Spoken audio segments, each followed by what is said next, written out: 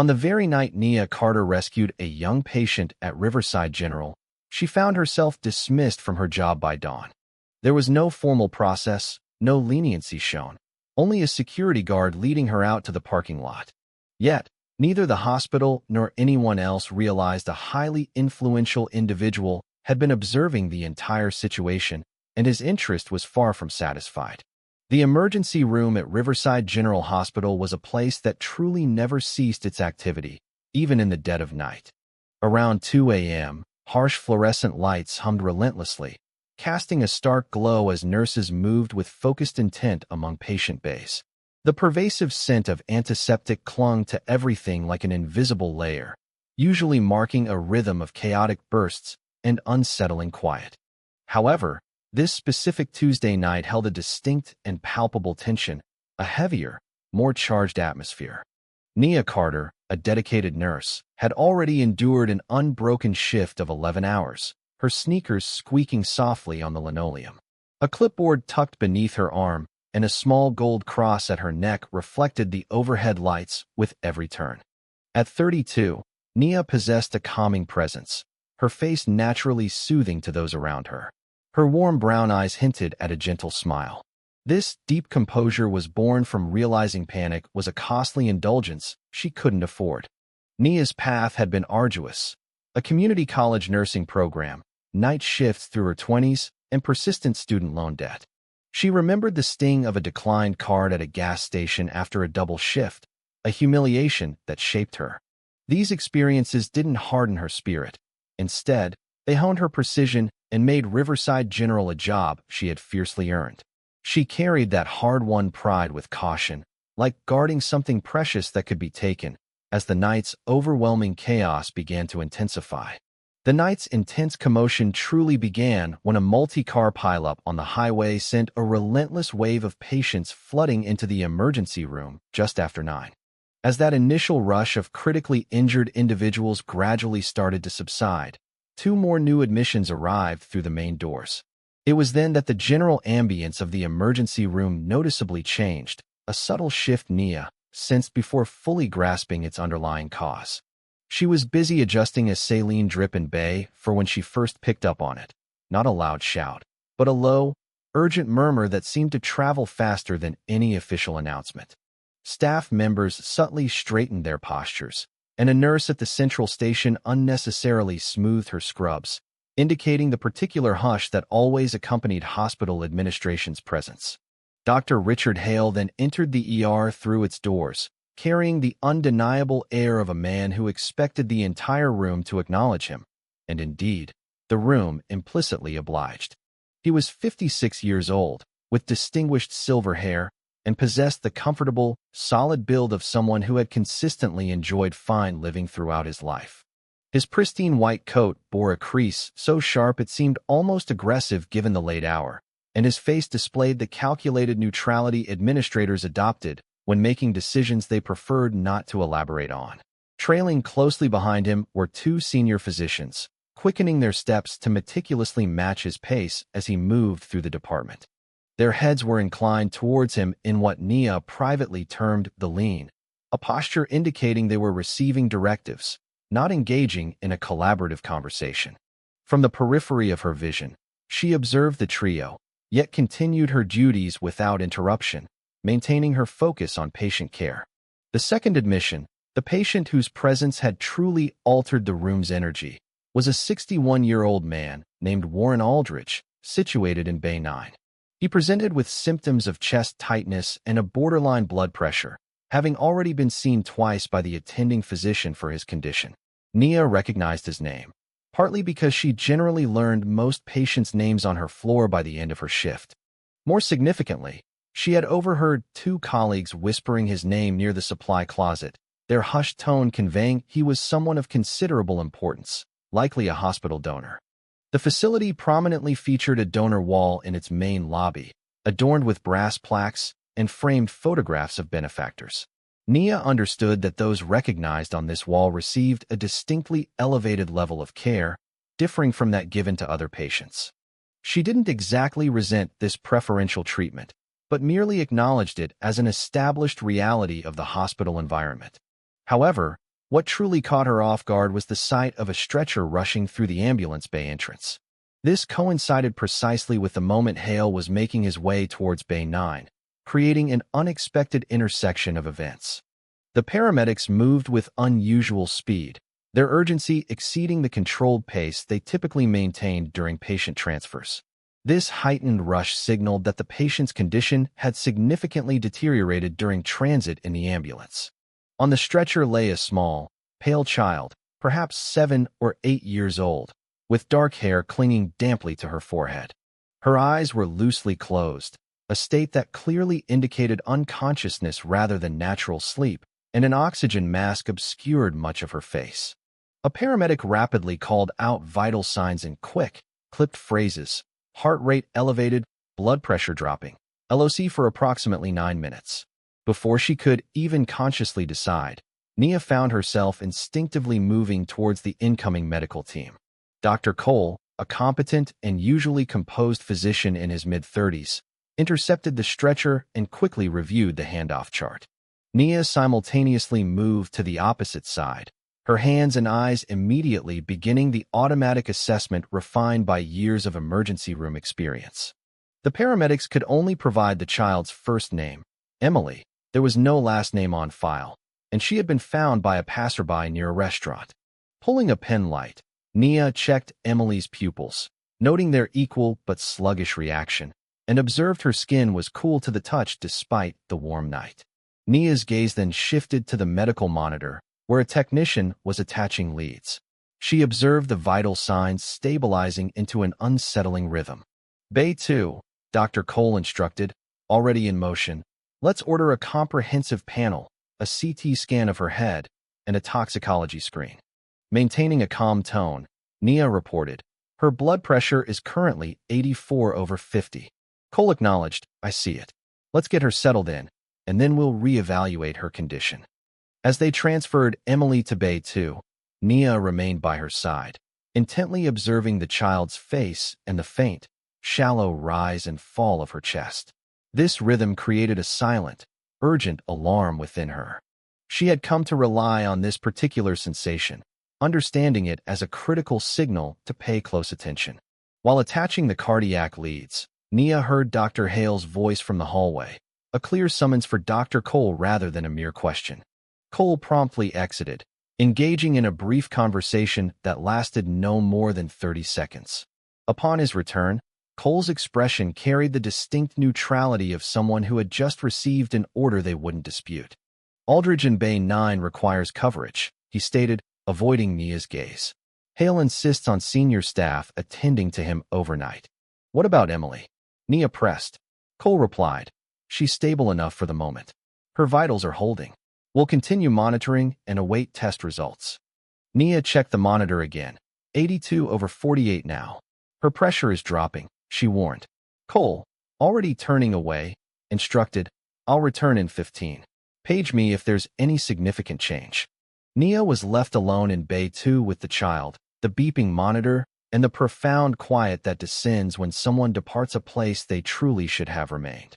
The subsequent 20 minutes unfolded in a manner Nia would later find difficult to articulate, not slow nor fast, but with an intense clarity that etched every detail sharply into her memory. Nia took Emily's temperature, finding it slightly below normal, a worrying sign considering her elevated heart rate. She re-examined the paramedic notes, noting the passerby's detail that Emily had seemed confused, not panicked, before losing consciousness. Mentally, Nia ran through the differential diagnoses, confirming glucose was normal but the toxicology screen was still pending. Nia observed Emily's temperature was unusually low, a worrying sign considering her rapid heartbeat. She meticulously re-examined the paramedic's notes, instinctively looking for hidden clues that only experience could reveal. The bystander who alerted emergency services had specifically mentioned Emily appeared disoriented, not distressed, before losing consciousness. Nia mentally ran through the typical diagnostic possibilities for a child exhibiting such symptoms: low blood sugar, heart issues, poisoning, or a neurological problem. Her check confirmed Emily's initial glucose levels were normal, but the toxicology screen results were still not available. Re-examining Emily's pupils, Nia observed they remained sluggish and subtly unequal, with the left noticeably larger, ruling out hypoglycemia.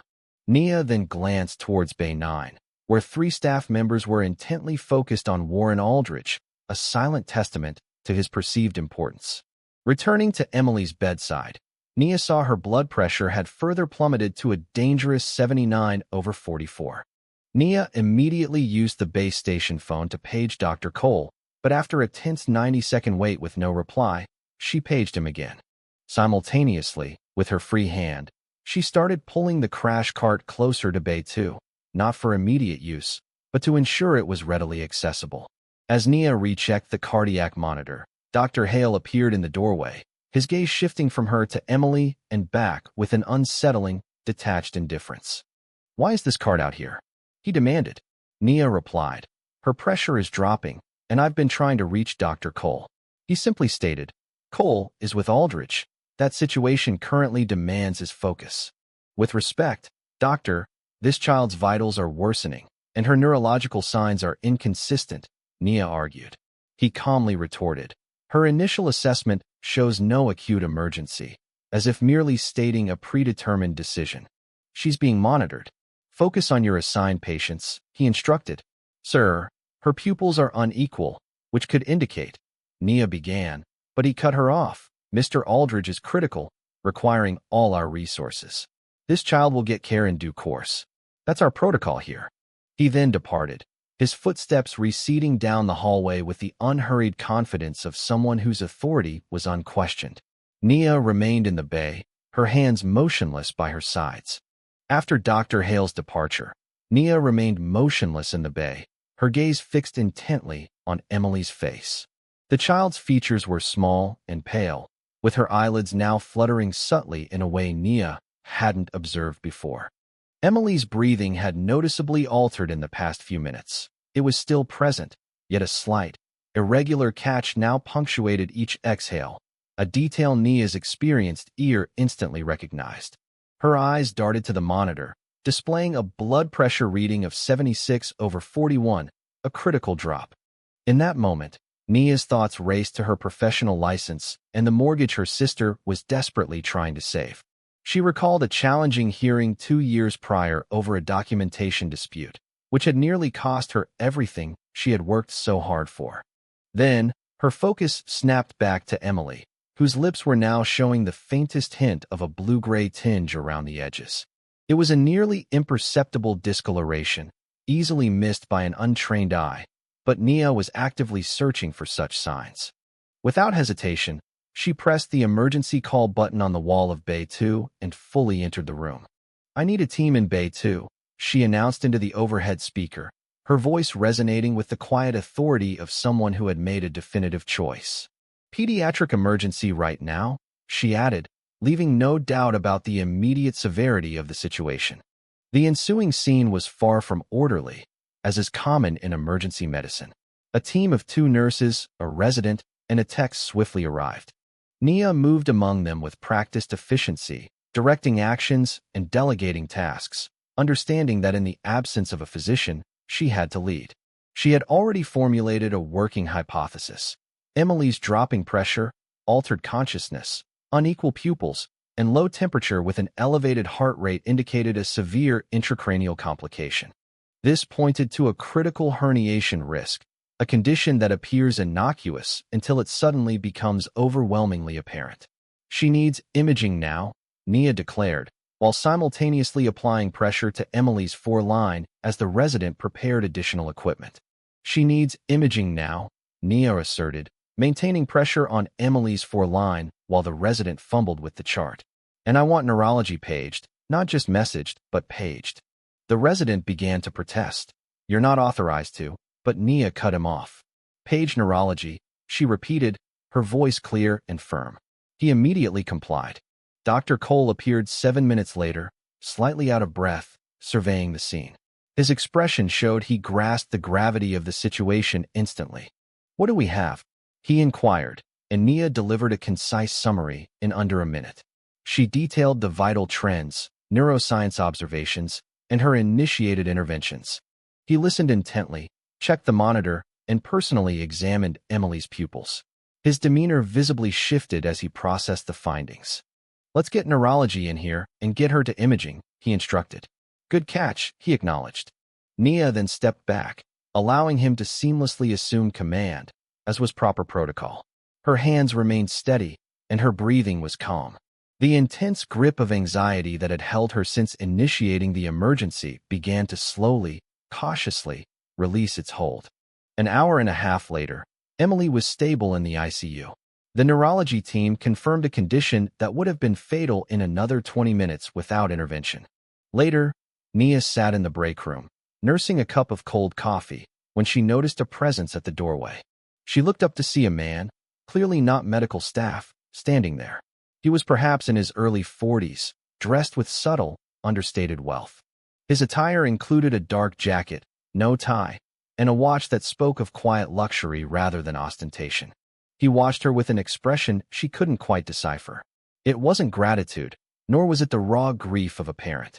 Instead, it was something more composed, a watchful and assessing gaze, devoid of strong emotion. She didn't know who he was, though she would learn his name later. For now, their eyes met and held for a significant moment. Their gazes locked for a meaningful instant, before he simply turned and retreated into the hallway without uttering a single word. Left alone, she sat there with her now cold coffee, enveloped by silence and the profound weariness that follows a crisis.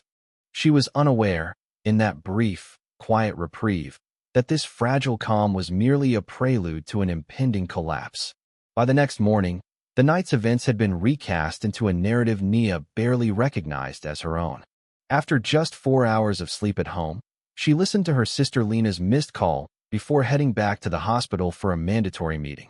A text from her nursing supervisor, sent at 7:15 a.m., had coldly summoned her to an administrative conference. It stated, "Please report to the administrative conference room, 3rd floor at 10 a.m. regarding the events of last night's shift. This is a required attendance." In her kitchen, she reread the message, her phone warm, Lena's concerned voicemail echoing, "Call me. I heard something and don't like the sound of it." Nia knew instinctively that meetings held in the 3rd floor administrative conference room never boded well. She arrived promptly at 9:55 a.m., clad in fresh scrubs, her hair meticulously pulled back. Her face, composed with a practiced childhood discipline, conveyed a message of unwavering presence and defiance. Stepping inside, she found a long table already occupied by 7 silent individuals awaiting her. Among them was Patricia Greer, the hospital's thin head of human resources, sporting reading glasses on a chain. Patricia exuded the detached air of someone for whom delivering unpleasant news had become entirely routine. Adjacent to her, 2 other individuals sat, their identities yet unknown to Nia. The accusations centered on defying established medical directives, specifically those issued by Dr. Richard Hale, an act deemed insubordinate. This defiance, they claimed, led to a delay in the treatment of patient Warren Aldridge, whose condition worsened when staff were diverted by her unauthorized actions. Repeatedly, they emphasized her reckless deviation from protocol, painting her actions in the most severe light. Strikingly, Emily's survival was never mentioned. Instead, Warren Aldridge's name echoed 4 times within a mere 14 minutes. Nia waited for their pronouncements to conclude, then calmly stated, "The child's blood pressure was dropping. Her pupils were unequal. My assessment indicated," she began, before the younger attorney cut her off, not rudely, but with precision. "Your assessment," he clarified, "is not the issue before this board. The question is whether your conduct adhered to this institution's nursing standards." Nia responded simply, "I saved her life." Her words were devoid of emotion, a plain statement of fact requiring no embellishment. A brief silence hung in the air before Dr. Hale leaned forward, his voice carefully calibrated to project an aura of calm reason.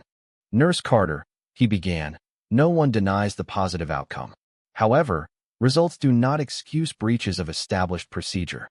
He continued, arguing that if every nurse ignored physician instructions based on personal judgment, the hospital's operations would completely collapse.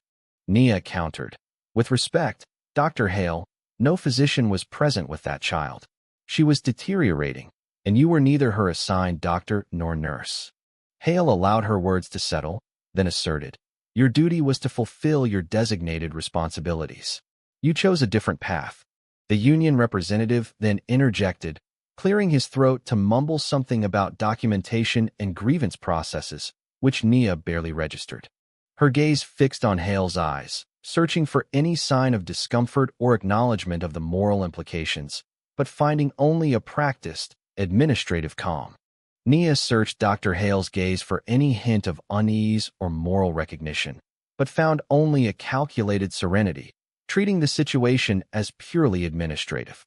Patricia Greer then pushed a loan document across the table towards Nia, breaking the tense quiet. Greer stated, "Considering the grave protocol violations and their effect on patient care, the hospital has decided to end your employment immediately." She continued, "This is pending a formal review, and a report has also been submitted to the state nursing board, suggesting a review of your license."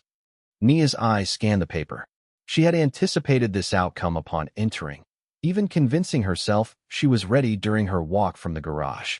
However, she now realized that being prepared and truly ready were entirely distinct states of mind. Addressing Greer, Nia questioned, "You're recommending a license review?" Adding, "The board will ultimately make their own determination."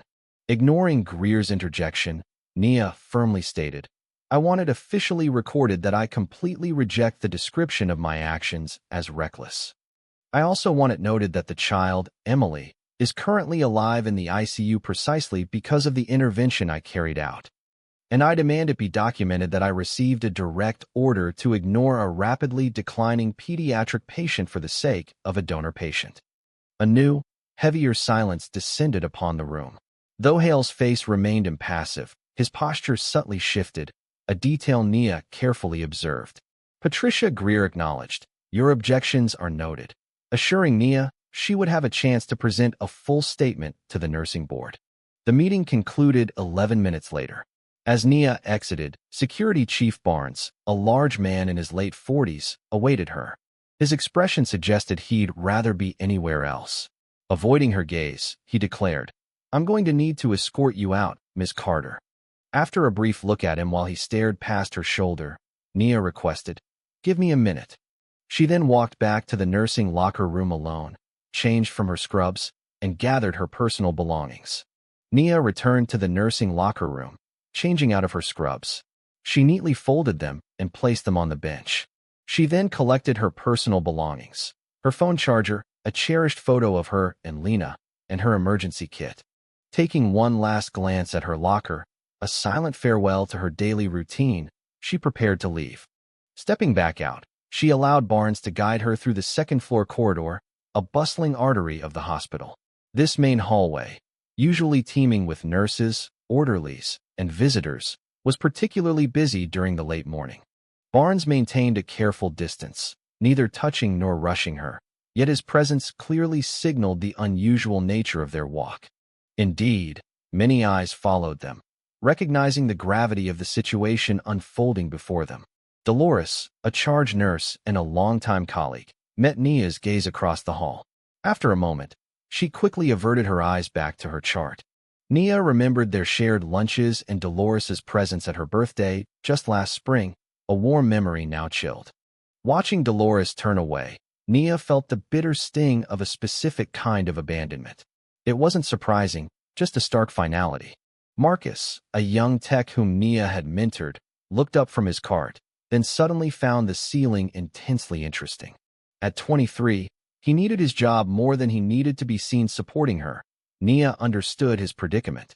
Janelle, a newer nurse, froze, her expression a mix of horror and paralyzed understanding of the consequences of intervention. Janelle's mouth parted slightly, but the moment passed, and her eyes dropped to the floor, unable to act. Nia maintained a steady pace and a level gaze, determined to walk through that hallway with the same dignity she always had, head held high. Nia was determined not to give the hallway anything to remember except her usual dignified passage, back straight and face her own. She finally reached the hospital parking lot, where Barnes quietly offered, "For what it's worth." Nia cut him off, not unkindly but with firm resolve, stating, "Don't." She explained she had no space for worth right now, no capacity to accept such a sentiment. Barnes simply nodded, understanding her unspoken plea, and turned to re-enter the building. The morning light outside was bright and ordinary, completely unconcerned with the turmoil within her. Standing by her car, Nia allowed herself to finally confront the overwhelming burden of the past 12 hours. A wave of exhaustion, profound anger, and the specific anguish of being punished despite doing what was right washed over her. Beneath it all simmered a practical, bill-shaped fear, a dread of professional review she had meticulously suppressed since entering that conference room. She sank into the driver's seat, remaining motionless for a long time, the engine silent. Her mind drifted back to her first day as a nurse in that very hospital. The fresh ID photo, her contained excitement, and the determined professional facade she had worn. She recalled Gerald, her first solo code, a man who survived and sent a thank you card. Nia had cried in her car afterward, not from sadness, but from immense relief. Her thoughts then turned to Lena, a steadfast friend juggling double shifts and 2 kids, who still called Nia every other day, a constant source of warmth. Nia knew Lena's oldest needed braces and her rent had increased, a financial strain Nia had been quietly helping to ease for months. Pressing her hands to her eyes, Nia pushed back the rising tears, then took a deep breath and finally started the car. As Nia finally started her car, she remained completely unaware of the dark sedan parked at the far end of the lot, its front facing her direction. Inside, the same man who had watched her from the break room doorway the previous night was now observing her as she drove away. He sat motionless for a prolonged moment after her car departed, then reached for his phone and initiated a call. Meanwhile, back inside the hospital, on the 4th floor of the ICU, a small girl with dark hair was attempting to sit up against her pillows. A nurse gently tried to persuade her to lie back down, explaining that rest was crucial for her recovery. However, Emily showed no interest in resting. She pulled the oxygen line slightly away and looked at the nurse with the directness of a child used to adults not truly listening. "The nurse," she asked, her voice thin yet distinct. "The one from last night. Where is she?" The ICU nurse hesitated, searching for an answer. "She was a black lady," Emily added, as if this detail would clarify everything. "She held my hand when I was scared. I wasn't supposed to be scared because I was supposed to be asleep, but I wasn't all the way asleep. She held my hand." The nurse offered a careful smile, the kind one gives when a straightforward answer isn't available. "I'll be sure to pass that along, sweetheart." Emily looked at her intently for a long moment, then settled back against her pillows, gazing at the ceiling with a thoughtful, processing expression. Outside in the corridor, a man unfamiliar to the ICU staff stood quietly, a few feet from the nurse's station. He had been in the hospital since last night, watching, and had heard every single word of the conversation. His name was Daniel Whitmore, and Emily was his daughter. 3 days after Nia Carter was escorted out of Riverside General, the world continued its indifferent rotation, as it always did. Traffic still flowed, groceries needed to be purchased, and Lena's children still had to be picked up from school at 3:15. Even the electricity bill arrived promptly on the 1st, oblivious to the week's personal struggles. Nia herself spent those 3 days in a daze, performing routine tasks like showering and eating, often just staring blankly at her phone at the kitchen table. She had managed to complete the initial documentation required by the nursing board's official notification. Her conversations with the union representative were less reassuring, as his repeated use of limited options sounded more like a final judgment than a preliminary evaluation. Since the parking lot incident, she hadn't shed another tear, reserving that emotional release for a time and place she hadn't yet identified. Lena, true to form, approached the situation with practical efficiency and an unspoken, profound love. On the first evening, she returned with Nia's favorite jerk chicken, placed it on the table, and sat opposite her, asking directly, "Tell me what actually happened." She avoided questions about feelings or future plans, focusing solely on the facts, which proved to be exactly what Nia needed. Nia couldn't articulate her emotions yet, only present the raw facts, which Lena absorbed with the quiet intensity of someone meticulously storing data. Despite working 2 jobs and raising 2 children, and having endured several challenging years, Lena remained steadfast. She sat there for a full 90 minutes, giving Nia her undivided attention, without once glancing at her phone. Once Nia had finished speaking, Lena silently rose, replenished their water glasses, and then resumed her seat. Nia recognized that familiar childhood look on Lena's face, signaling that her sister was processing information, preparing to offer practical solutions rather than mere comfort. Lena began to speak, her voice calm as she revealed that they had moved one child to the very bottom of the waiting list for a specific resource, indicating the difficult strategic decisions they would now have to make. Nia clarified, "Yes, and when I reinstated her to the top of the list, that's precisely why I was dismissed." She added that while the official record would cite protocol violation, the true reason would never be documented. Lena slowly nodded in understanding, summarizing, "So, the narrative they're presenting is that you disregarded regulations." "Yes," Nia confirmed, "but the actual truth is that adhering to those rules would have resulted in a young girl's death." After a moment of silence, Lena spoke with a heavy sigh. "Oh, then we just pretend we understand the distinction." Later, in the quiet solitude of the night, as Lena's children slept, Nia wrestled with a doubt she suppressed during the day. She meticulously replayed every moment of that emergency room shift, scrutinizing it like a photograph for any missed detail.